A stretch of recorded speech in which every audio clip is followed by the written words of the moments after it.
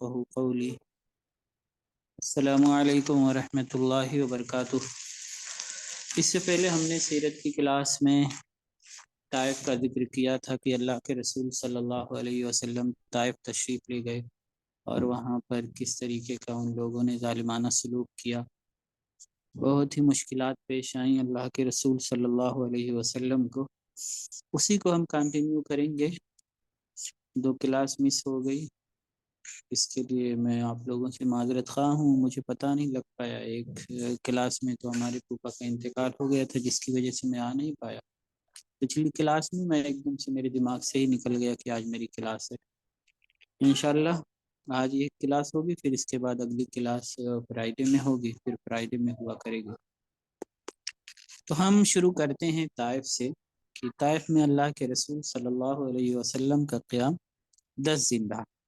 کسی نے کہا کہ وہاں 1 مہینہ بھی رہے۔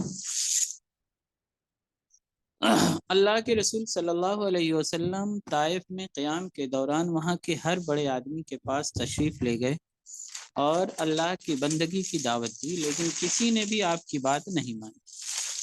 انہیں اللہ کے رسول صلی اللہ علیہ وسلم کی طرف سے اپنے نوجوانوں کے بارے میں یہ خدشہ لاحق ہو گیا کہ کہیں وہ آپ کی دعوت قبول کر کے آپ کا ساتھ دینا نہ شروع کر دیں۔ انہوں نے کہا کہ اے محمد صلی اللہ علیہ وسلم، آپ ہمارے شہر سے نکل جائیں اور اس جگہ چلے جائیں جہاں آپ کو پذیرائی ملتی ہے، جہاں آپ کو قبولیت ملتی ہے۔ انہوں نے یہ بھی کہا کہ آپ کو آپ کے شہر والوں نے اور آپ کی قوم نے پسند نہیں کیا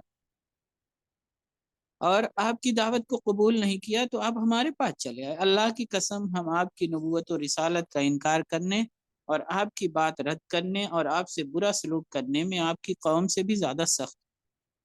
اس کے ساتھ ہی انہوں نے اپنے بیوقوفوں، شریروں اور غلاموں کو نبی اکرم صلی اللہ علیہ وسلم کے پیچھے لگا دیا۔ وہ آپ کو برا بھلا کہنے لگے اور آپ پر آوازیں کسنے لگے۔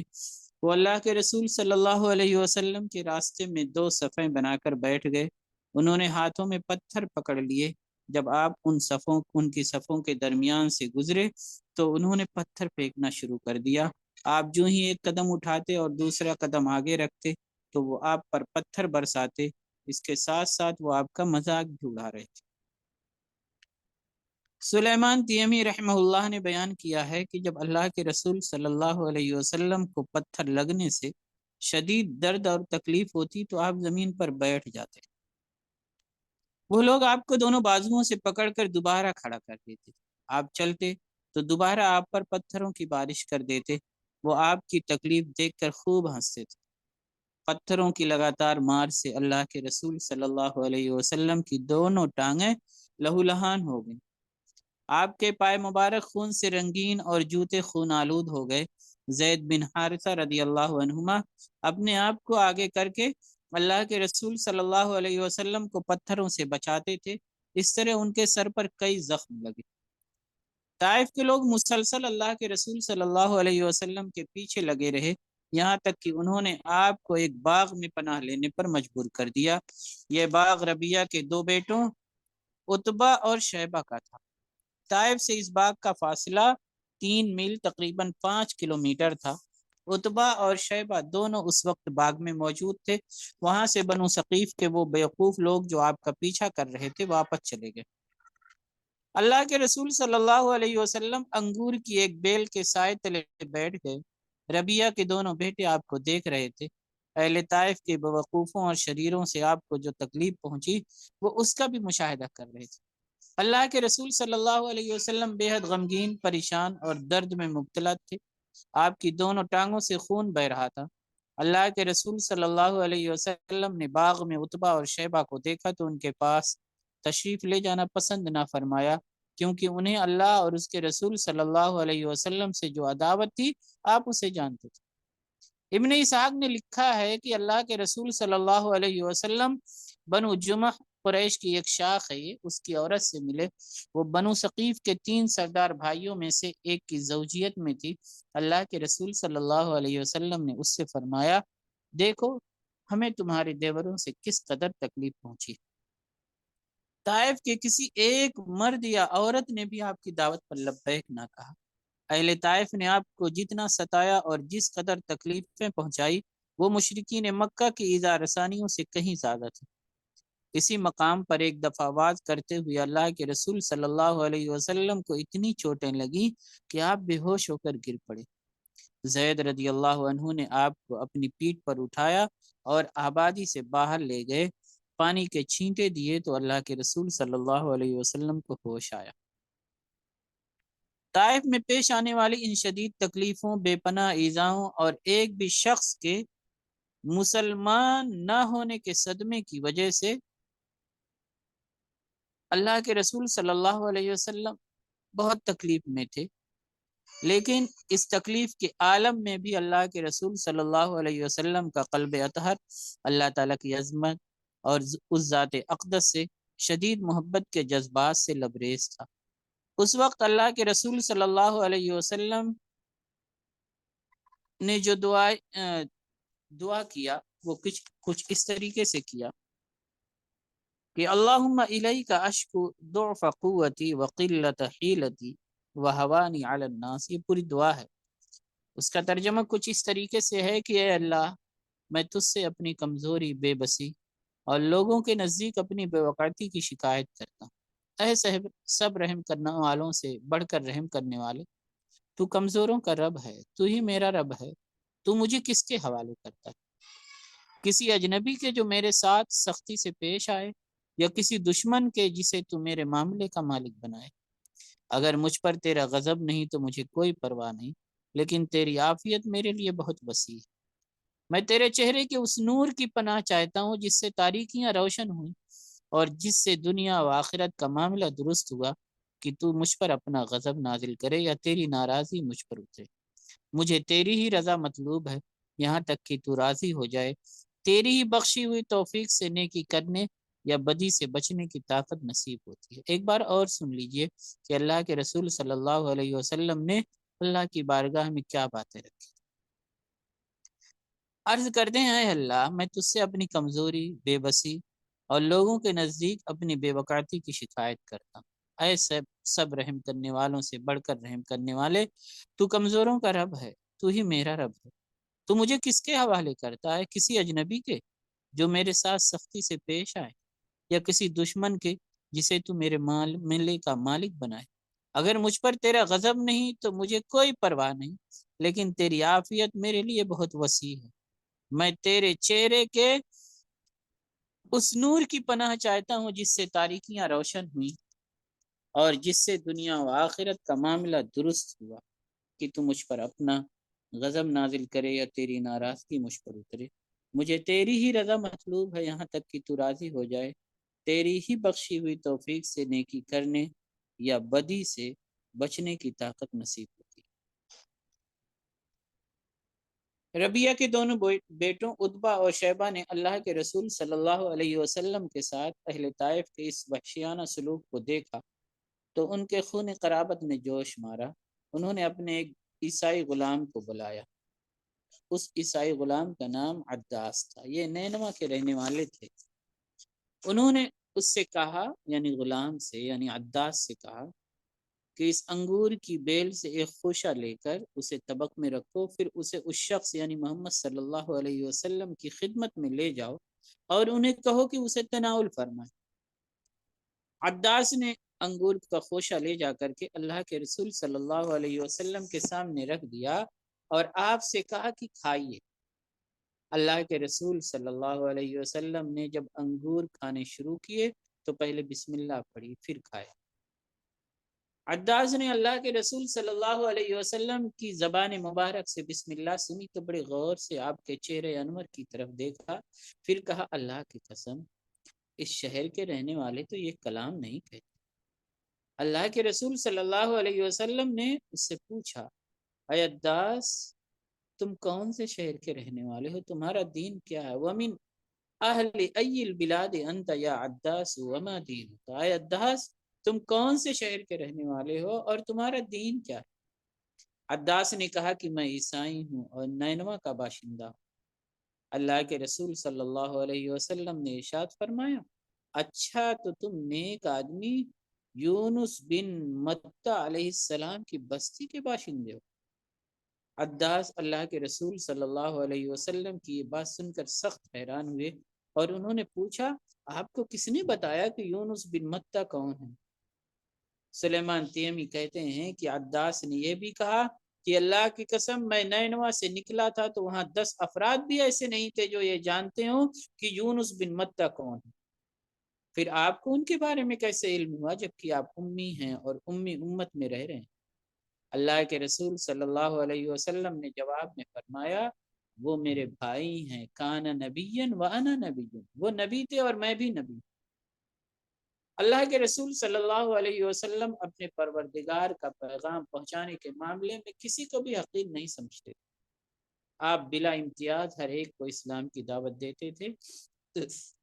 اللہ تعالیٰ نے یونس علیہ السلام کے بارے میں جو کچھ آپ کی طرف وحی کیا تھا، آپ نے عداس کو اس سے آگاہ کیا تو وہ فوراً آپ کے سامنے سجدہ ریز ہو گئے اور آپ کے دونوں قدموں کو چومنے لگے، حالانکہ آپ کے قدم مبارک سے خون بہ رہا تھا۔ طائف کے لوگوں نے جو پتھر مارے تھے، اس پتھر مارنے کی وجہ سے اللہ کے رسول صلی اللہ علیہ وسلم کے قدم مبارک سے خون رس رہا تھا، تب بھی اس وقت وہ قدموں میں جھک گئے عداس۔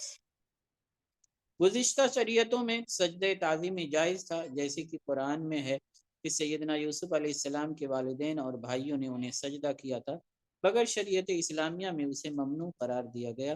اللہ کے رسول صلی اللہ علیہ وسلم کا ارشاد گرامی ہے کسی انسان کے لائق نہیں کہ وہ کسی انسان کو سجدہ کرے، اگر کسی انسان کے لیے کسی انسان کو سجدہ کرنا ٹھیک ہوتا تو میں عورت کو حکم دیتا کہ وہ اپنے شوہر کو سجدہ کرے، اس لیے کہ شوہر کا اس پر بہت بڑا حق ہے۔ ابن ہشام نے یہ نقل کیا ہے کہ عداس اللہ کے رسول صلی اللہ علیہ وسلم کے قدموں پر جھک گئے اور آپ کے سر، ہاتھوں اور قدموں کو چومنے لگے۔ عتبہ اور اس کے بھائی شیبہ نے اپنے غلام عداس کو اللہ کے رسول صلی اللہ علیہ وسلم کی یہ تعظیم و تکریم کرتے دیکھا تو ان میں سے ایک نے دوسرے سے کہا کہ انہوں نے تمہارے غلام کو خراب کر دیا۔ امام زہری رحمہ اللہ کی روایت میں ہے کہ یہ دیکھ کر دونوں پر سکتہ طاری ہو گیا۔ جب عداس رضی اللہ عنہ ان کے پاس آئے تو ان دونوں نے کہا کہ عداس تمہارا ستیہ ناس ہو، تمہیں کیا ہوا؟ تم نے محمد صلی اللہ علیہ وسلم کو سجدہ کیا اور ان کے سر، ہاتھوں اور قدموں کو بوسہ دیا ہے، ہم نے تو تمہیں اپنے میں سے کسی ایک کے ساتھ بھی ایسا سلوک کرتے نہیں دیکھا۔ یہ سن کر عداس رضی اللہ عنہ بولے یہ ایک نیک آدمی ہے، روئے زمین پر کوئی چیز ان سے بہتر نہیں، انہوں نے مجھے ایک رسول کے بارے میں ایسی بات کی خبر دی ہے جس سے میں واقف تھا، اس رسول کو اللہ تعالیٰ نے ہماری طرف مبعوث فرمایا تھا اور اس کا نام یونس بن متہ علیہ السلام۔ عتبہ اور شیبہ ان کی یہ بات سن کر ہنسے اور ان سے کہا کہ دیکھو کہیں یہ تمہاری عیسائیت سے نہ پھیر دے، کہیں یہ تمہیں تمہاری عیسائیت سے نہ پھیر دے، کیونکہ یہ آدمی دھوکے باز ہے۔ نعوذ باللہ، انہوں نے اللہ کے رسول صلی اللہ علیہ وسلم کے بارے میں یہ بات اپنے غلام سے کہی، انہوں نے کہا کہ تمہارا دین ان کے دین سے بہتر ہے۔ حافظ ابن حجر رحمہ اللہ نے عداس کو صحابہ کرام رضی اللہ عنہم میں شمار کیا ہے اور کہا ہے کہ سلیمان تیمی نے اپنی سیرت کی کتاب میں لکھا ہے کہ عداس نے نبی اکرم صلی اللہ علیہ وسلم سے کہا اشہد انک عبد اللہ و رسولہ، میں گواہی دیتا ہوں کہ بلا شبہ آپ اللہ کے بندے اور اس کے رسول۔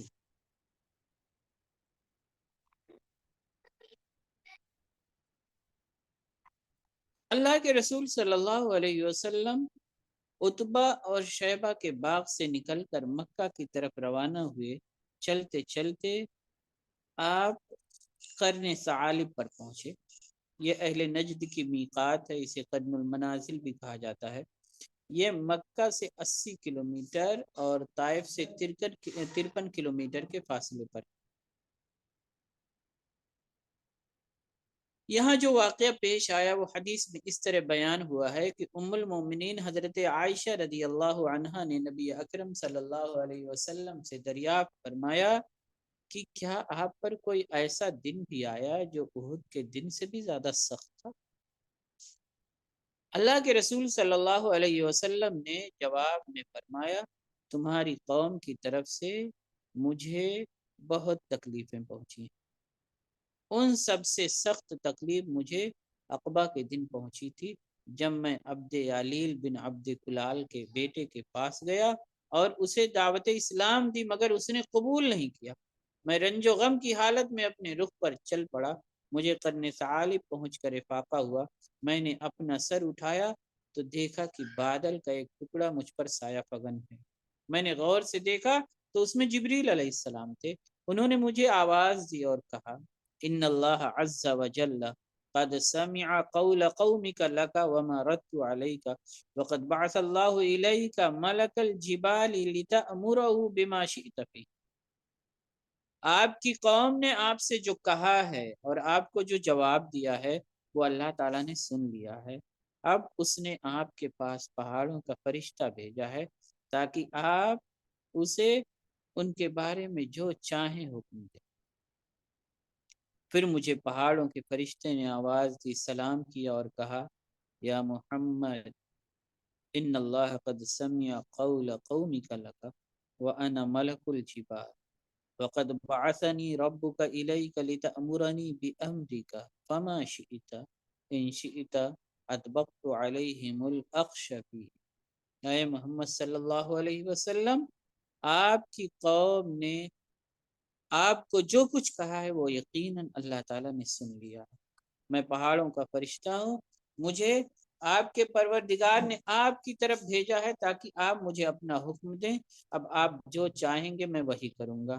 اگر آپ چاہیں تو میں ان گستاخ لوگوں کو دو سنگین پہاڑوں کے درمیان کچل ڈالوں گا۔ یہ سن کر اللہ کے رسول صلی اللہ علیہ وسلم نے اس فرشتے سے فرمایا، بل ارجو ان یخرج اللہ تعالی من اصلابہم من یعبد اللہ وحدہ لا یشرک بہ شیئا، بلکہ مجھے امید ہے کہ اللہ تعالیٰ ان کی پشتوں سے ایسے لوگ پیدا فرمائے گا جو ایک اللہ ہی کی عبادت کریں گے، اس کے ساتھ کسی چیز کو شریک نہیں کریں گے۔ امام ابن حجر رحمہ اللہ کے بقول اس حدیث میں اخشبین سے مراد مکہ مکرمہ کے دو پہاڑ ابو قبیس اور اس کے بالمقابل قیقعان، انہیں ان کی مضبوطی اور پتھروں کے سخت ہونے کی وجہ سے اخشبین کا نام دیا گیا۔ اس کے علاوہ اس حدیث میں ابن عبد علیل بن عبد کلال کا تذکرہ ہوا ہے۔ عبد کلال کا نام کنانہ تھا اور عبد علیل کا نام مسعود بتایا جاتا ہے۔ ابن عبد علیل بنو ثقیف کے سرداروں میں سے تھا۔ اہل مغازی نے لکھا ہے کہ اللہ کے رسول صلی اللہ علیہ وسلم نے جس سے گفتگو فرمائی تھی وہ خود عبد علیل تھا۔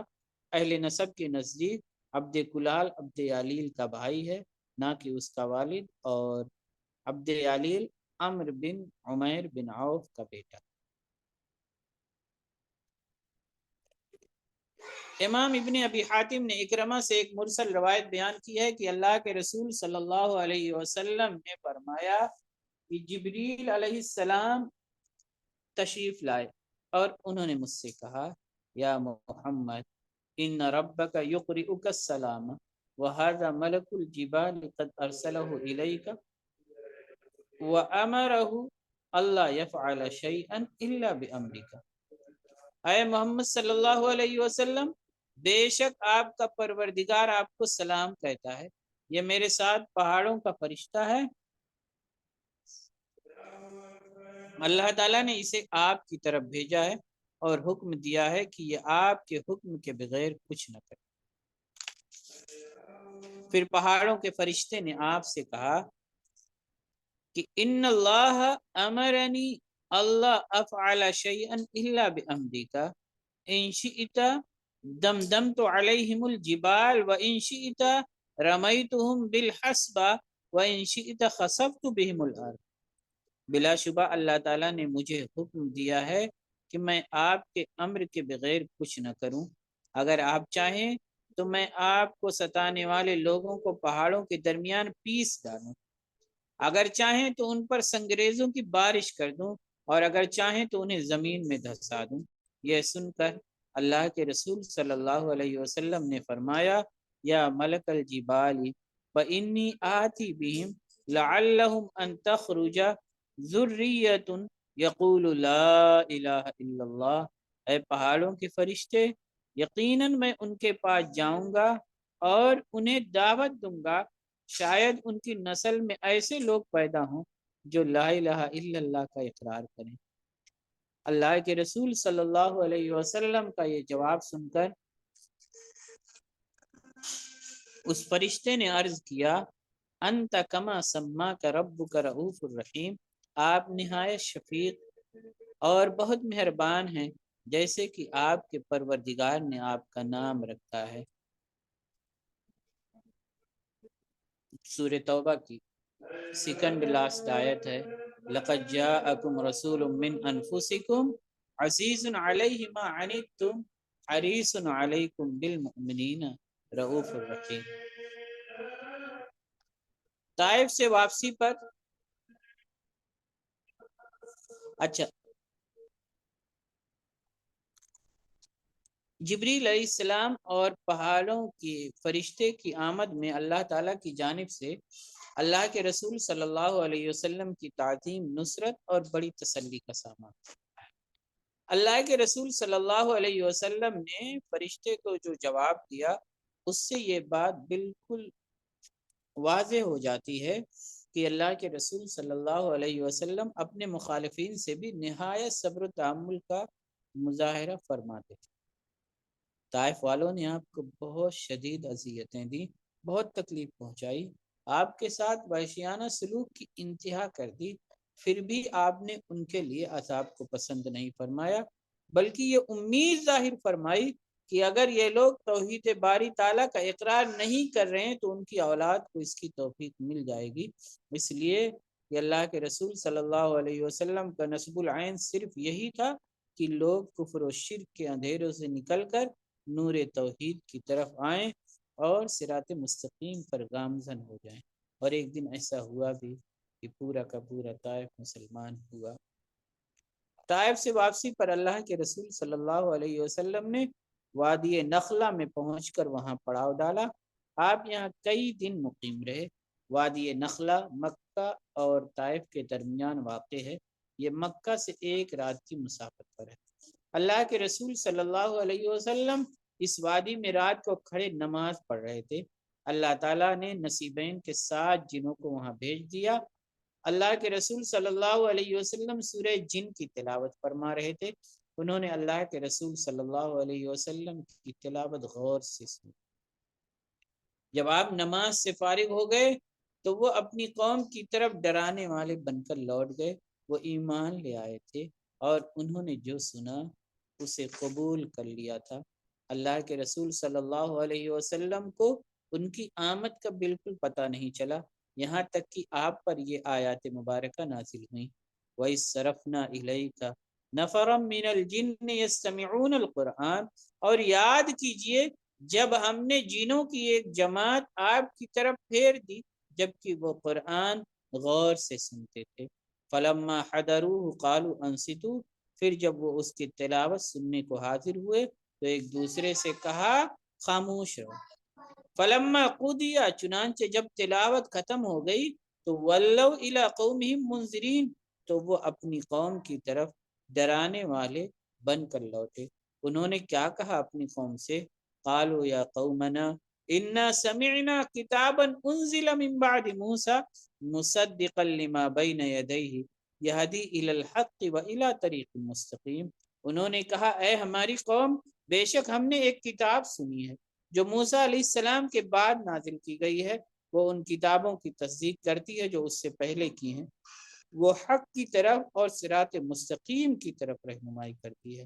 یا قومنا اجیبوا داعی اللہ وآمنوا به یغفر لکم من ذنوبکم ویجرکم من عذاب علیم۔ اے ہماری قوم، تم اللہ کے داعی کی بات قبول کر لو اور اس پر ایمان لے آؤ، وہ تمہارے لیے تمہارے گناہ بخش دے گا اور تمہیں نہایت دردناک عذاب سے بچا لے گا۔ ابن ہشام نے اس روایت میں اللہ کے رسول صلی اللہ علیہ وسلم کے سورہ جن کی تلاوت فرمانے کا تذکرہ نہیں کیا، بلکہ آخر میں سورہ احقاف کی مذکورہ آیات مبارکہ کے ساتھ سورہ جن کا تذکرہ کیا۔ مطلب یہ کہ ان کے نزدیک اس واقعے کے بعد سورہ جن کا نزول ہوا۔ جنوں کے قرآن مجید سننے کا واقعہ صحیح بخاری اور صحیح مسلم میں بھی مذکور ہے، اور اس میں بھی اس موقع پر سورہ جن کے نازل ہونے کا بھی ذکر ہے۔ لیکن اس روایت میں یہ صراحت نہیں کہ وہ طائف سے واپسی پر پیش آیا تھا۔ اللہ کے رسول صلی اللہ علیہ وسلم نے واپس مکہ تشریف لے جانے کا پختہ ارادہ فرما لیا تھا تاکہ آپ وہاں جا کر پھر سے دعوت و تبلیغ کا فریضہ انجام دیں۔ زید بن حارثہ رضی اللہ عنہما اللہ کے رسول صلی اللہ علیہ وسلم کے ہمراہ، انہوں نے عرض کیا آپ قریش کے پاس کیسے جائیں گے؟ انہوں نے تو آپ کو نکال دیا۔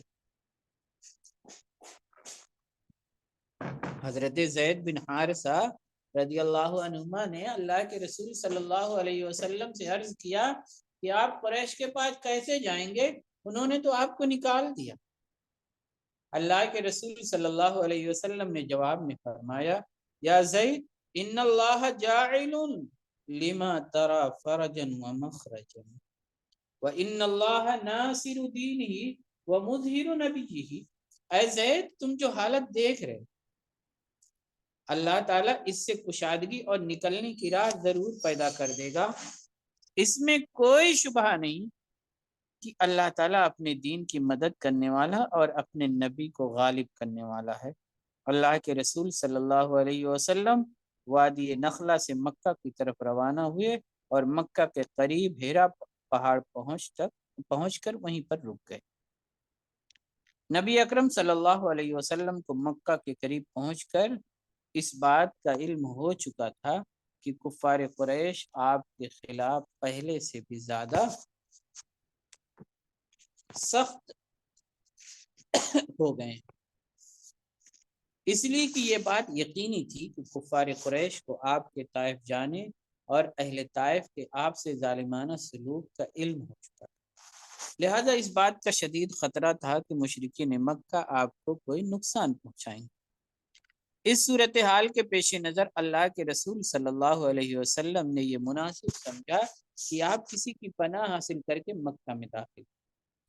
ابن سعد نے نقل کیا ہے کہ اللہ کے رسول صلی اللہ علیہ وسلم نے پناہ حاصل کرنے کے لیے خزاعہ کے ایک شخص کو قاصد بنایا۔ امام ابن کثیر نے سعید بن یحییٰ بن سعید اموی کی کتاب مغازی کے حوالے سے نقل کیا ہے کہ اللہ کے رسول صلی اللہ علیہ وسلم نے عبداللہ بن اریقط کو قاصد بنایا۔ امام طبری نے محمد بن اسحاق سے نقل کیا ہے کہ اہل مکہ کے ایک شخص کا اللہ کے رسول صلی اللہ علیہ وسلم کے پاس سے گزر ہوا تو آپ نے اس سے پوچھا میں تمہیں ایک پیغام دے کر بھیجوں تو کیا تم میری طرف سے وہ پیغام پہنچا دو گے؟ اس نے کہا جی ہاں۔ اللہ کے رسول صلی اللہ علیہ وسلم نے فرمایا اخنس بن شریک کے پاس جاؤ اور اس سے کہو کہ محمد صلی اللہ علیہ وسلم تم سے پوچھتے ہیں کیا تم مجھے پناہ دو گے یہاں تک کہ میں اپنے رب کا پیغام پہنچا دوں۔ وہ شخص اخنس کے پاس آیا اور اسے یہ پیغام دیا تو اس نے جواب دیا کہ میں تو حلیف ہوں اور حلیف کسی قریشی کو پناہ نہیں دے سکتا۔ اس شخص نے واپس آ کر اللہ کے رسول صلی اللہ علیہ وسلم کو ساری بات بتا دی۔ آپ نے اس سے پوچھا تعود تم دوبارہ جاؤ گے؟ اس نے کہا جی ہاں۔ اللہ کے رسول صلی اللہ علیہ وسلم نے فرمایا سہیل بن عمرو کے پاس جاؤ اور اس سے کہو کہ محمد صلی اللہ علیہ وسلم تم سے یہ کہتے ہیں کہ کیا تم مجھے پناہ دو گے یہاں تک کہ میں اپنے پروردگار کے پیغامات پہنچا دوں۔ دیکھیے وہ آپ کا ہی شہر ہے،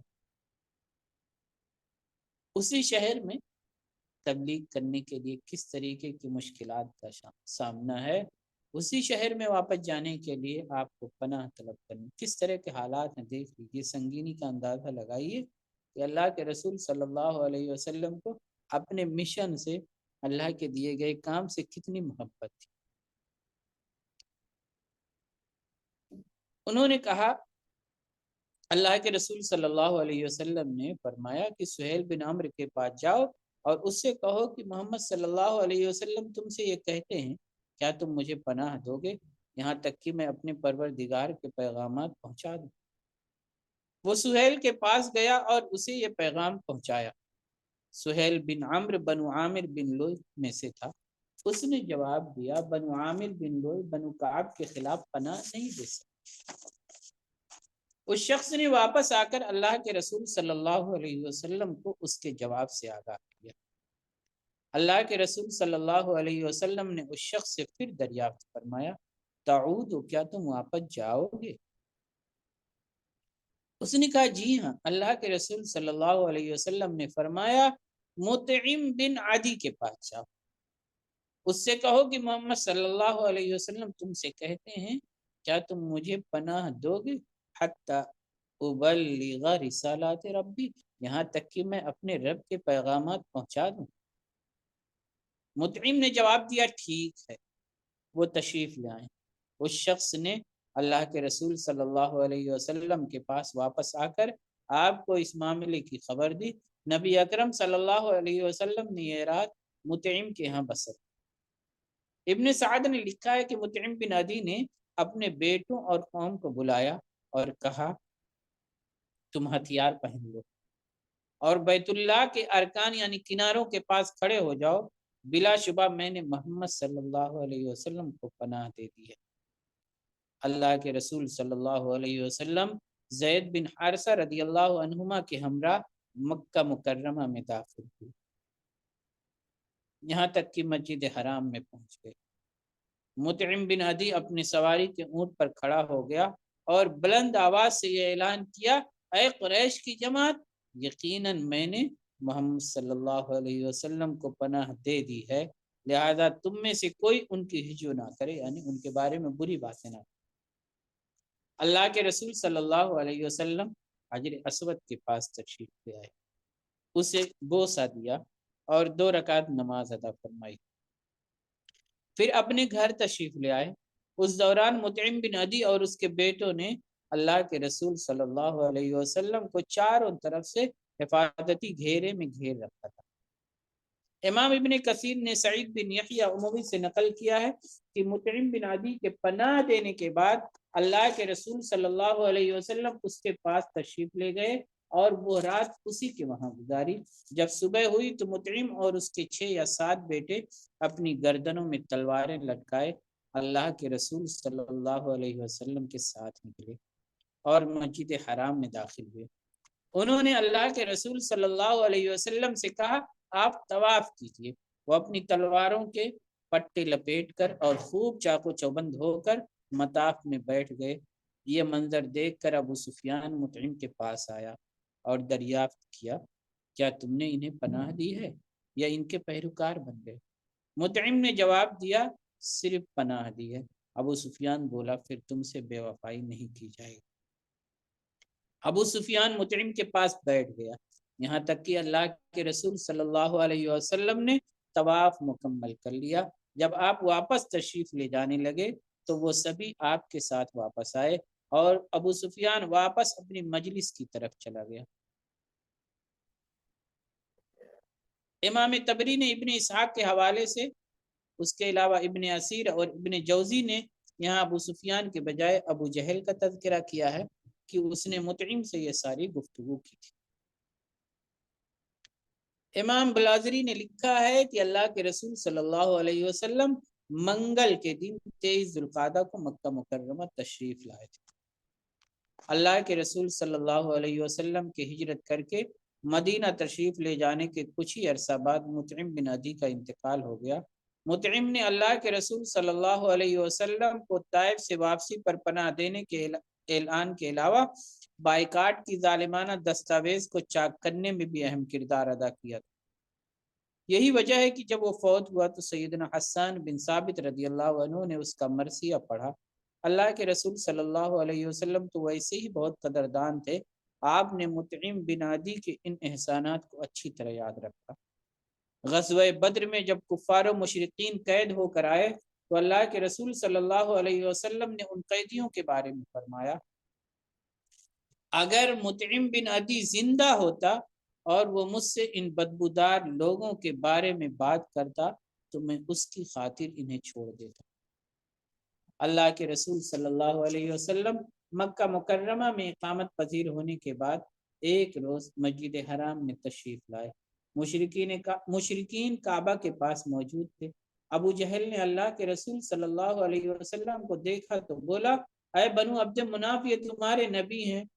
اس کی یہ بات سن کر عتبہ بن ربیعہ نے کہا تم اس چیز کا انکار نہیں کر سکتے، ہم میں سے نبی یا بادشاہ ہو، رسول اللہ صلی اللہ علیہ وسلم کو اس کی خبر دی گئی یا آپ نے سنا تو آپ اس کے پاس تشریف لائے اور فرمایا اے عتبہ بن ربیعہ، اللہ کی قسم تو نے اللہ اور اس کے رسول کے لیے حمایت نہیں کی بلکہ اپنی ناک کے لیے حمایت کی ہے۔ اے ابو جہل بن ہشام، اللہ کی قسم تجھ پر زیادہ عرصہ نہیں گزرے گا کہ تو تھوڑا ہنسے گا اور زیادہ روئے گا۔ اے قریش کے سرداروں کی جماعت، اللہ کی قسم تم پر زیادہ مدت نہیں گزرے گی کہ تم اسلام میں داخل ہو جاؤ گے جس کا تم انکار کرتے ہو جبکہ تم ناپسند کرنے والے ہو۔ چنانچہ تھوڑی ہی مدت گزری تھی کہ ٹھیک وہی حالات پیش آ گئے جو اللہ کے رسول صلی اللہ علیہ وسلم نے بیان فرمائے۔ اللہ کے رسول صلی اللہ علیہ وسلم نے مکہ مکرمہ واپس تشریف لانے کے بعد پورے زور و شور سے دعوت و تبلیغ کا فریضہ انجام دینا شروع کر دیا۔ حج کے موسم کی آمد تھی، فریضہ حج ادا کرنے کے لیے دور و نزدیک ہر جگہ سے لوگ پیدل اور سوار ہو کر آ رہے تھے۔ اللہ کے رسول صلی اللہ علیہ وسلم نے اس موقع کو غنیمت جانتے ہوئے اس سے بھرپور فائدہ اٹھایا۔ ابن اسحاق نے کہا ہے کہ لوگ جب بھی حج کے موسم میں اکٹھے ہوتے تو اللہ کے رسول صلی اللہ علیہ وسلم ان کے پاس تشریف لے جاتے، انہیں اللہ تعالیٰ کی طرف دعوت دیتے، آپ ان کے سامنے اپنی منصبی حیثیت واضح فرماتے اور جو ہدایت و رحمت آپ اللہ کے پاس سے لائے تھے اسے پیش فرماتے۔ آپ عرب کے کسی نامی گرامی شخص کی مکہ آمد کی خبر سنتے تو اس کے پاس تشریف لے جاتے، اسے اللہ کی طرف بلاتے اور جو کچھ آپ کے پاس تھا اس کے سامنے پیش فرماتے۔ حج کے موسم میں دعوت دینے کا یہ سلسلہ اللہ کے رسول صلی اللہ علیہ وسلم نے بعثت کے چوتھے ہی سال سے شروع فرما دیا۔ نبی اکرم صلی اللہ علیہ وسلم قبائل عرب کو اپنی دعوت قبول کرنے کی ترغیب دیتے اور اپنی حفاظت کے سلسلے میں فرماتے تھے میں تم میں سے کسی کو بھی کسی چیز پر مجبور نہیں کرتا، جو اس چیز کو پسند کرے جس کی طرف میں اسے دعوت دیتا ہوں وہ اسے قبول کر لے، اور جو اسے ناپسند کرے میں اسے مجبور نہیں کروں گا۔ بلا شبہ میں یہ چاہتا ہوں کہ میرے قتل کا جو ارادہ کیا جا رہا ہے تم اس صورتحال کے پیش نظر میری حفاظت کرو یہاں تک کہ میں اپنے پروردگار کے پیغامات پہنچا دوں اور اللہ عز و جل میرے اور میرے ساتھیوں کے لیے جو چاہے فیصلہ صادر فرمائے۔ سیدنا عباس رضی اللہ عنہ سے روایت ہے، وہ فرماتے ہیں کہ اللہ کے رسول صلی اللہ علیہ وسلم نے مجھ سے فرمایا میں آپ کے اور آپ کے بھائی ابو لہب کے پاس اپنے دفاع کی قوت نہیں پاتا، کیا آپ کل مجھے بازار کی طرف لے چلیں گے تاکہ آپ مجھے لوگوں کے قبیلوں کی جائے قیام بتا دیں۔ یہ جائے قیام ہی عرب کی اجتماع گاہیں تھیں۔ حضرت عباس رضی اللہ تعالی عنہ بیان کرتے ہیں کہ میں نے اگلے روز اللہ کے رسول صلی اللہ علیہ وسلم کو مختلف قبیلوں کی قیام گاہیں بتاتے ہوئے کہا کہ یہ کندہ اور ان کی جماعت ہے، یہ یمن سے حج بیت اللہ کے لیے آنے والوں میں افضل ترین لوگ ہیں، یہ بکر بن وائل کی قیام گاہیں ہیں، یہ بنو عامر بن صعصع کے ڈیرے ہیں، آپ اپنے لیے کسی کو بھی منتخب کر لیجیے۔ اللہ کے رسول صلی اللہ علیہ وسلم نے کندہ سے آغاز فرمایا۔ ابن اسحاق نے امام زہری سے نقل کیا ہے کہ کندہ میں ان کا سردار ملیح بھی موجود تھا۔ عباس رضی اللہ عنہ بیان کرتے ہیں کہ اللہ کے رسول صلی اللہ علیہ وسلم ان کے پاس تشریف لائے اور دریافت فرمایا ممن القوم، تم لوگوں کا تعلق کن سے ہے؟ انہوں نے جواب دیا اہل یمن سے۔ آپ نے پہنچایا من ای الیمن، یمن کے کس قبیلے سے؟ انہوں نے کہا کندہ سے۔ آپ نے پوچھا من ای کندہ، اللہ کے رسول صلی اللہ علیہ وسلم نے پوچھا کہ کندہ کی کس شاخ سے؟ انہوں نے کہا بنو عمرو بن معاویہ سے۔ اللہ کے رسول صلی اللہ علیہ وسلم نے دریافت فرمایا فَهَلْ لَكُمْ إِلَى خَيْرٍ، کیا تمہیں بھلائی کی کوئی رغبت ہے؟ انہوں نے پوچھا وہ بھلائی کیا ہے؟ اللہ کے رسول صلی اللہ علیہ وسلم نے جواب دیا تشہدون اللہ الہ الا اللہ وان محمدا رسول اللہ وتقیمون الصلاۃ وتؤمنون بما جاء من عند اللہ، تم گواہی دو کہ اللہ کے سوا کوئی معبود برحق نہیں اور محمد صلی اللہ علیہ وسلم اللہ کے رسول ہیں، نماز قائم کرو اور جو کچھ اللہ کے پاس سے آیا ہے اس پر ایمان لاؤ۔ راوی عبداللہ بن اجلح کہتے ہیں کہ مجھ سے میرے والد نے اپنے قوم کے بعد عمر رسیدہ لوگوں کی یہ روایت بیان کی کہ بنو کندہ نے اللہ کے رسول صلی اللہ علیہ وسلم سے پوچھا اگر آپ غالب آ جائیں تو کیا ہمیں بادشاہت دیں گے؟ اللہ کے رسول صلی اللہ علیہ وسلم نے ارشاد فرمایا ان الملک للہ یجعلہ حیث یشاء، بے شک بادشاہت اللہ کے لیے ہے، وہ جہاں چاہتا ہے اسے رکھتا ہے۔ یہ سن کر انہوں نے کہا آپ جو لائے ہیں ہمیں اس کی حاجت نہیں۔ کلبی کا کہنا ہے کہ ان لوگوں نے کہا کیا آپ ہمارے پاس اس لیے آئے ہیں کہ ہمیں ہمارے معبودوں کی پوجا سے روک دیں اور ہم عرب سے قطع تعلق کر لیں؟ آپ اپنی قوم کے پاس واپس چلے جائیں، ہمیں آپ کی کوئی ضرورت نہیں۔ ایک اور روایت میں محمد ابن اسحاق فرماتے ہیں کہ مجھے کندہ کے ایک شخص یوسف نے اپنی قوم کے عمر رسیدہ لوگوں کے حوالے سے یہ بات بیان کی کہ انہوں نے کہا اللہ کے رسول صلی اللہ علیہ وسلم نے خواب میں دیکھا کہ کچی آبادیوں اور کھجور کے درختوں کی سرزمین کے رہنے والے لوگ آپ کی مدد کریں گے۔ آپ بنو کندہ کے پاس آئے اور ان سے فرمایا انی قد رأیت فی منامی انہ ینصرنی اہل مدر و نخل وانتم اہل مدر و نخل فہل لکم فی ذالک، بلا شبہ میں نے خواب میں دیکھا ہے کہ کچی آبادی اور کھجور کے درختوں کی سرزمین کے رہنے والے میری مدد کریں، تم ایسی ہی سرزمین کے رہنے والے ہو، کیا تمہیں اس میں کوئی رغبت ہے؟ انہوں نے جواب دیا ہاں، اگر آپ اپنے بعد ہمارے لیے اقتدار مختص کر دیں تو ہم آپ کی مدد کریں گے۔ اللہ کے رسول صلی اللہ علیہ وسلم نے فرمایا لست فاعلہ، میں ایسا نہیں کر سکتا۔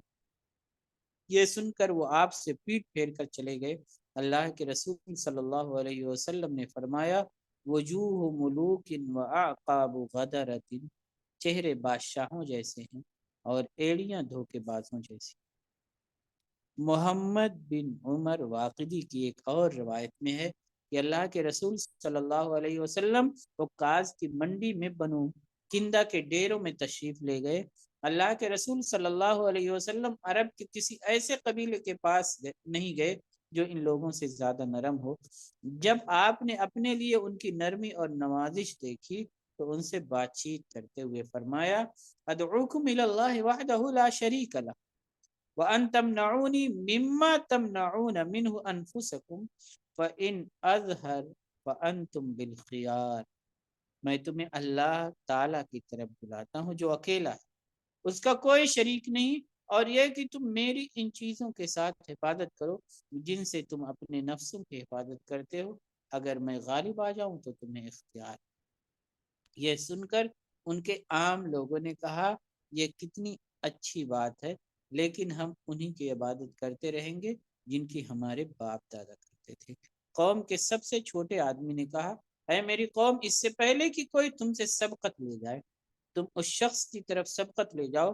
اللہ کی قسم اہل کتاب بیان کرتے ہیں کہ ایک نبی حرم سے نکلے گا اور اس کا زمانہ آ چکا ہے۔ ان لوگوں میں ایک شخص کانا بھی تھا، وہ بولا میری یہ بات پلے باندھ لو، انہیں ان کی قوم نے نکال دیا اور تم انہیں پناہ دے رہے ہو، تم سارے عرب کی جنگ اپنے سر لے رہے ہو، نہیں ایسا ہرگز نہیں ہوگا۔ اللہ کے رسول صلی اللہ علیہ وسلم غمزدہ ہو کر ان کے پاس سے واپس آ گئے۔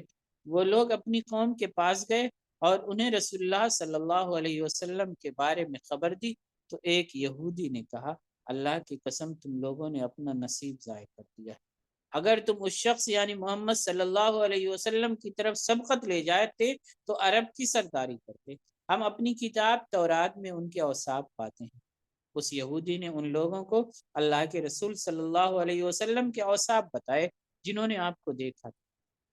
وہ اس یہودی کی بیان کردہ ہر صفت کی تصدیق کرتے رہے۔ پھر اس یہودی نے کہا ہمارے نزدیک ان کے ظہور کی جگہ مکہ اور ان کی ہجرت گاہ یثرب یعنی مدینہ۔ یہ سن کر ان لوگوں نے اتفاق کیا کہ وہ اگلے حج کے موسم میں آپ سے ملیں گے، یعنی اللہ کے رسول صلی اللہ علیہ وسلم سے ملیں گے، لیکن ان کے سردار نے انہیں اس سال جانے سے روک دیا، لہذا ان میں سے کوئی بھی حج کے لیے نہ جا سکا۔ پھر وہ یہودی فوت ہو گیا۔ اس کی موت کے وقت سنا گیا کہ وہ محمد صلی اللہ علیہ وسلم کی تصدیق کرتا تھا اور آپ پر ایمان لے آیا تھا۔ کندہ کے بعد اللہ کے رسول صلی اللہ علیہ وسلم بکر بن وائل کے پاس تشریف لے گئے۔ اللہ کے رسول صلی اللہ علیہ وسلم نے پوچھا ممن القوم، تم لوگوں کا تعلق کن سے ہے؟ انہوں نے جواب دیا بکر بن وائل سے۔ اللہ کے رسول صلی اللہ علیہ وسلم نے پوچھا من ای بکر بن وائل، بکر بن وائل کی کس شاخ سے؟ انہوں نے کہا کہ بنو قیس بن ثعلبہ سے۔ اللہ کے رسول صلی اللہ علیہ وسلم نے پوچھا کیف العدد، تمہاری تعداد کتنی ہے؟ انہوں نے کہا نمناک مٹی سے زیادہ ہے۔ اللہ کے رسول صلی اللہ علیہ وسلم نے پوچھا فکیف المنعۃ، تمہاری دفاعی قوت کیسی ہے؟ انہوں نے جواب دیا ہماری دفاعی قوت نہیں ہے، ہم فارس کے پڑوس میں رہتے ہیں، ہم ان سے محفوظ نہیں رہتے اور ان کے خلاف کسی کو پناہ نہیں دیتے۔ اللہ کے رسول صلی اللہ علیہ وسلم نے فرمایا فتجعلون للہ علیکم ان هو ابقاکم حتی تنزلوا منازلهم وتنکحوا نساءهم وتستعبدوا ابناءهم ان تسبحوا الله 33 وتحمدوه 33 وتکبروه 34۔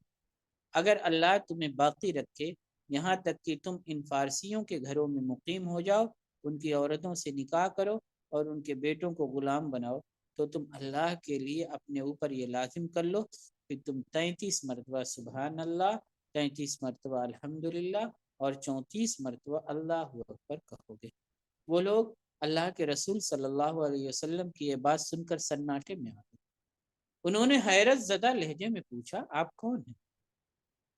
اللہ کے رسول صلی اللہ علیہ وسلم نے فرمایا انا رسول اللہ، میں اللہ کا رسول۔ پھر آپ وہاں سے تشریف لے گئے۔ ابو لہب آپ کے پیچھے لگا رہتا تھا، وہ لوگوں سے کہتا تھا ان کی بات نہ مانو۔ چنانچہ ابو لہب ان لوگوں یعنی بنو بکر کے پاس سے گزرا تو انہوں نے اس سے پوچھا کیا تم اس شخص یعنی محمد صلی اللہ علیہ وسلم کو جانتے ہو، پہچانتے ہو ان کو؟ اس نے کہا ہاں یہ ہم میں اعلیٰ نسب والے ہیں، تم ان کی کون سی بات پوچھ رہے ہو؟ انہوں نے ابو لہب کو وہ بات بتا دی جس کی طرف اللہ کے رسول صلی اللہ علیہ وسلم نے انہیں دعوت دی تھی۔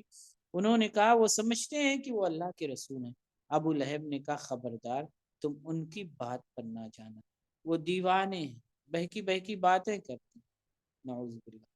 یہ سن کر وہ بولے یہ بات تو ہم ابھی اس وقت دیکھ چکے ہیں جب انہوں نے فارس کے معاملے کا تذکرہ کیا۔ اللہ کے رسول صلی اللہ علیہ وسلم حضرت ابو بکر صدیق اور علی رضی اللہ عنہما کے ساتھ بنو شیبان بن ثعلبہ کے پاس تشریف لائے۔ ان میں مفروق بن عمرو، ہانی بن قبیصہ، مثنى بن حارثہ اور نعمان بن شریک موجود تھے۔ ابو بکر رضی اللہ تعالی عنہ نے ان سے کہا کہ تمہیں اللہ کے رسول صلی اللہ علیہ وسلم کی آمد کی خبر پہنچ چکی ہے، یہ وہی ہے۔ مفروق نے کہا ہمیں یہ اطلاع ملی ہے کہ یہ رسول ہونے کا دعویٰ کرتے ہیں۔ پھر وہ رسول اکرم صلی اللہ علیہ وسلم کی طرف متوجہ ہوا اور بولا اے قریشی، آپ کس چیز کی طرف دعوت دیتے ہیں؟ اللہ کے رسول صلی اللہ علیہ وسلم آگے بڑھ کر بیٹھ گئے۔ ابو بکر رضی اللہ عنہ کھڑے ہو کر اپنے کپڑے سے آپ پر سایہ کر رہے۔ اللہ کے رسول صلی اللہ علیہ وسلم نے ارشاد فرمایا ادعوکم الی شہادت اللہ الہ الا اللہ، میں تمہیں یہ گواہی دینے کی دعوت دیتا ہوں کہ اللہ کے سوا کوئی معبود برحق نہیں، وحدہ لا شریک لہ، وہ اکیلا ہے، اس کا کوئی شریک نہیں، وانی رسول اللہ، اور یہ کہ میں اللہ کا رسول، میں دعوت دیتا ہوں کہ تم مجھے پناہ دو۔ میری حفاظت کرو اور میری مدد کرو، تاکہ اللہ تعالیٰ نے مجھے جس چیز کا حکم دیا ہے میں اس کی طرف سے اسے پہنچانے کا فرض ادا کر دوں۔ بلا شبہ قریش نے اللہ تعالیٰ کے حکم کے خلاف ایک دوسرے سے تعاون کیا، اس کے رسول کو جھٹلایا اور باطل کے ذریعے حق سے بے نیاز ہو گئے ہیں، حالانکہ اللہ تعالیٰ ہی بے نیاز لائق حمد و ثنا۔ مفروق نے پوچھا، اے قریشی، کیا آپ کسی اور چیز کی طرف بھی دعوت دیتے ہیں؟ اس کے جواب میں اللہ کے رسول صلی اللہ علیہ وسلم نے یہ آیات مبارکہ تلاوت فرمائی، سورہ انعام کی آیت نمبر 151 سے لے کر کے 153 تک۔ قل تعالوا اتل ما حرم ربکم علیکم اللہ تشرکوا بہ شیئا وبالوالدین احسانا، پوری آیت ہے وہ، آپ کہہ دیجئے آؤ میں پڑھ کر سناتا ہوں کہ جو کچھ تمہارے رب نے تم پر لازم کیا ہے یہ ہے کہ تم اس کے ساتھ کسی چیز کو شریک نہ ٹھہراؤ، اور ماں باپ کے ساتھ نیکی کرو، اور اپنی اولاد کو تنگ دستی کے ڈر سے قتل نہ کرو، ہم تمہیں بھی اور انہیں بھی رزق دیتے ہیں، اور بے حیائی کے کاموں کے قریب نہ جاؤ، خواہ وہ ظاہر ہوں یا چھپے ہوئے ہوں، اور کسی ایسی جان کو قتل مت کرو جسے اللہ نے حرام کیا ہو سوائے اس کے کہ جس کا قتل برحق۔ ان ساری باتوں کی اللہ تعالیٰ نے تمہیں تاکید کی ہے، ذالکم وصاکم، تاکہ تم عقل سے کام لو، اور تم یتیم کے مال کے قریب نہ جاؤ مگر اس طریقے سے جو سب سے اچھا ہو، یہاں تک کہ وہ پختگی کی عمر کو پہنچ جائے، اور تم ناپ اور تول کو انصاف کے ساتھ پورا کرو۔ ہم کسی جان کو اس کی طاقت سے بڑھ کر تکلیف نہیں دیتے، اور جب تم کوئی بات کہو تو انصاف سے کام لو، اگرچہ معاملہ تمہارے قریبی رشتہ دار کا ہو، اور تم اللہ کا عہد پورا کرو۔ ان ساری باتوں کو اللہ تعالیٰ نے ان ساری باتوں کی تمہیں تاکید کی ہے تاکہ تم نصیحت حاصل کرو، اور یقیناً یہ میرا راستہ سیدھا ہے، وَأَنَّ هَذَا صِرَاطِي مُسْتَقِيمًا فَاتَّبِعُوهُ، لہذا تم اس کی پیروی کرو اور تم دوسرے راستوں کی پیروی مت کرو، وَلَا تَتَّبِعُوا السُّبُلَ فَتَفَرَّقَ بِكُمْ عَنْ سَبِيلِهِ، وہ تمہیں اللہ کے راستے سے الگ کر دیں گے۔ اللہ نے تمہیں اس کی تاکید کی ہے تاکہ تم پرہیزگاری اختیار کرو۔ یہ سن کر مفروق نے پھر پوچھا، اے قریشی، آپ اور کس چیز کی طرف دعوت دیتے ہیں؟ اللہ کی قسم یہ اہل زمین کا کلام نہیں، اگر ان کا کلام ہوتا تو ہم اسے پہچان لیتے۔ اب اللہ کے رسول صلی اللہ علیہ وسلم نے یہ آیت مبارکہ تلاوت فرمائی، ان اللہ یأمر بالعدل والاحسان وایتاء ذی القربى وینہی عن الفحشاء والمنکر والبغی یعظکم لعلکم تذکرون، بے شک اللہ عدل اور احسان اور قرابت داروں کو دینے کا حکم دیتا ہے، اور بے حیائی، برے کام اور ظلم و زیادتی سے منع کرتا ہے، وہ تمہیں وعظ کرتا ہے تاکہ تم نصیحت حاصل کرو۔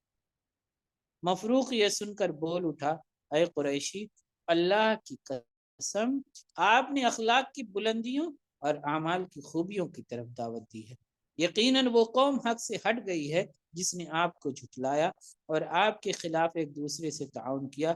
اس موقع پر مفروق نے چاہا کہ ہانی بن قبیصہ بھی اس کے ساتھ بات چیت میں شریک ہو جائے، لہذا اس نے کہا یہ ہانی بن قبیصہ ہیں، ہمارے بزرگ اور ہم مذہب ہیں۔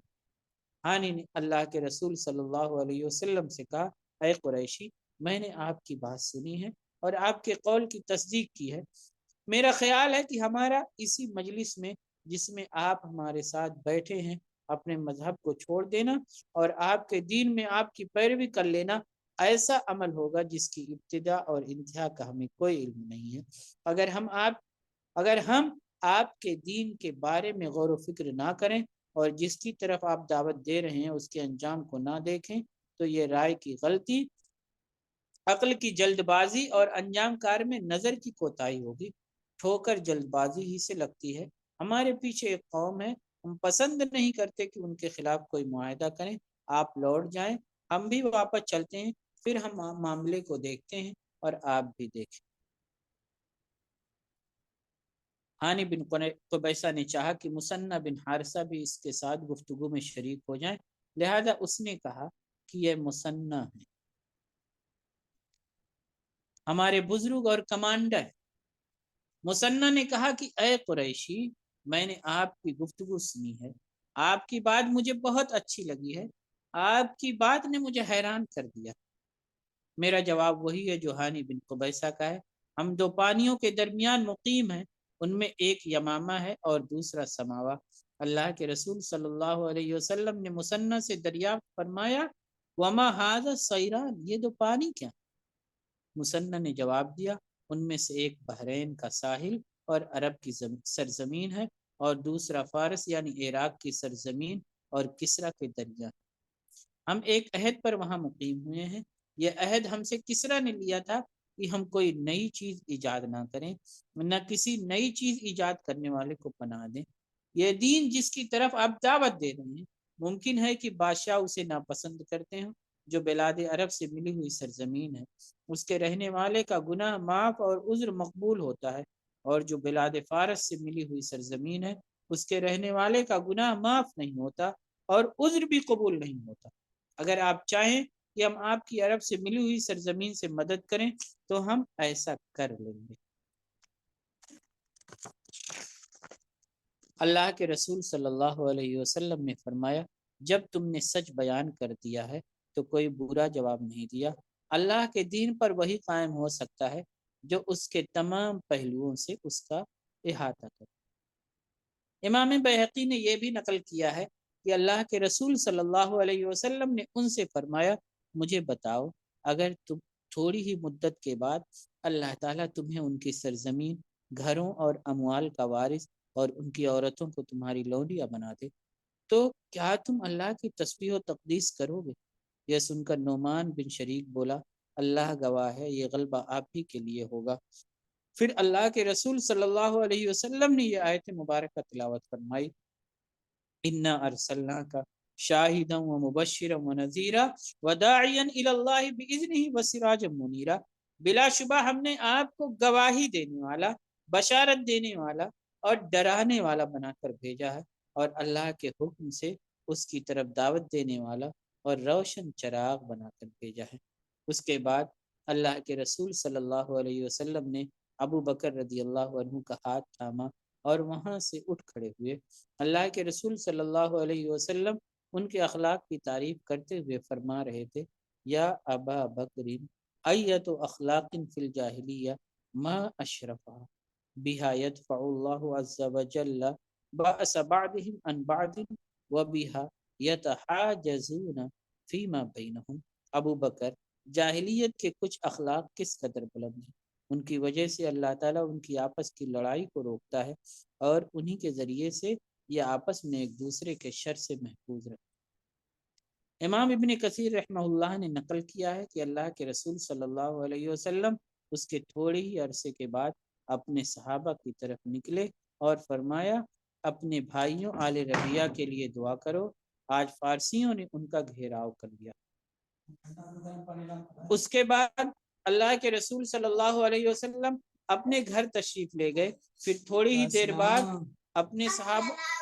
اپنے صحابہ کی طرف دوبارہ تشریف لائے اور ان سے فرمایا احمد اللہ کثیرا فقد ظفرت اليوم ابناء ربیعۃ باہل فارس قتلوا ملوکہم واستباحوا اسکرہم وبنصروا۔ کثرت سے اللہ کی تعریف کرو، آج ربیہ کے بیٹے ایرانیوں پر غالب آ گئے، انہوں نے ان کے بادشاہوں کو قتل کر دیا اور ان کے لشکر کو جڑ سے اکھاڑ دیا، ان کی یہ مدد میری وجہ سے کی گئی۔ یہ لڑائی ذیقار کے پہلو میں قراقر کے مقام پر ہوئی تھی۔ امام ابن کثیر رحمہ اللہ لکھتے ہیں کہ یہ روایت ایک دوسرے طریق سے بھی وارد ہوئی ہے اور اس میں ہے کہ جب وہ اور ایرانی برسر پیکار ہوئے، قراقر یعنی فرات کے قریب ایک جگہ پر ان کا آمنا سامنا ہوا تو انہوں نے محمد صلی اللہ علیہ وسلم کو کہ اسم گرامی کو اپنا شعار یعنی کوڈ ورڈ بنایا، اس کی وجہ سے ایرانیوں کے خلاف ان کی مدد کی گئی، اس کے بعد وہ اسلام میں داخل ہو گئے۔ آج یہیں تک انشاءاللہ تعالی ہم اگلی کلاس میں پھر اس سے آگے کنٹینیو کریں گے۔ جزاک اللہ خیر۔ اگلی کلاس انشاءاللہ تعالی جمعہ کو ہوگی 7:30 سے 8:30، 8:30 سے 9:30 انشاءاللہ تعالی۔ جزاک اللہ خیر۔ السلام علیکم ورحمۃ اللہ وبرکاتہ۔